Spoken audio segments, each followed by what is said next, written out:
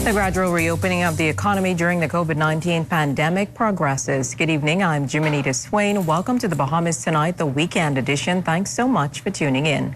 Some components of Phase 2 of government's national reopening plan unveiled by Prime Minister the Most Honorable Dr. Hubert Minnis during a national address on the COVID-19 pandemic earlier this afternoon. The Prime Minister touted the progress being made to stop the spread of the virus and shared some details of some of the islands that can resume commercial activity as early as tomorrow. Altabiz Munnings joins us live in studio with more on the Prime Minister's address. Good evening, Altabiz. Good evening, Jimenita, and good evening, Bahamas. Prime Minister the Most Honorable Dr. Hubert Minnis disclosed in his national address this afternoon that the aggressive contact tracing, quarantines, weekday curfews, and national lockdowns have all contributed to the progress of limiting the community spread of the COVID-19 virus nationwide. While he admits he fully understands the frustration of many Bahamians and residents to reopen the economy, he says we must abide by regional and global health protocols and act with prudence and good judgment. If advised by health officials, we will return to certain phases or reimpose certain restrictions in order to limit any community spread.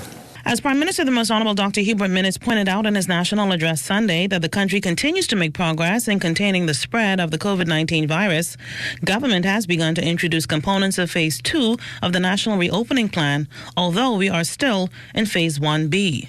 I am pleased to announce this evening that Cat Island, Long Island, Abaco, and Andros will now be able to resume commercial activity effective tomorrow, Monday, May 18th.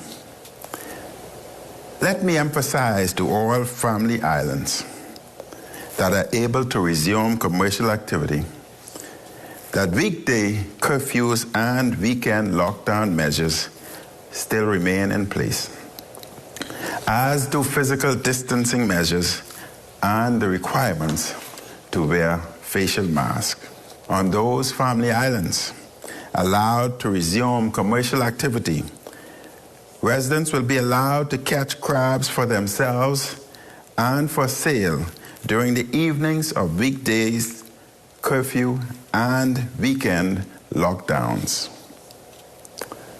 As a reminder, those islands include Cat Island, Long Island, Abaco, Andros, Mayaguana, Inagua, Crooked Island, Acklins and Long Key, Rum Key, and Ragged Island. The Prime Minister also listed even more relaxed measures to gradually reopen the economy. I wish to note that construction companies in New Providence and Grand Bahama may now operate on Saturdays from 7 a.m.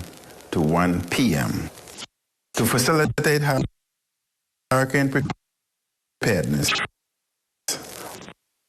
Home and hardware stores will now be allowed to operate in-store hours on Monday, 8 a.m.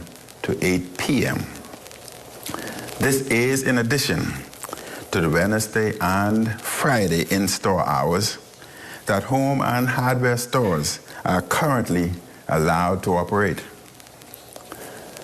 The operating hours also apply to manufacturers of hurricane-proof windows and other hurricane-related products. Curbside and delivery services may continue as previously outlined in Phase 1B.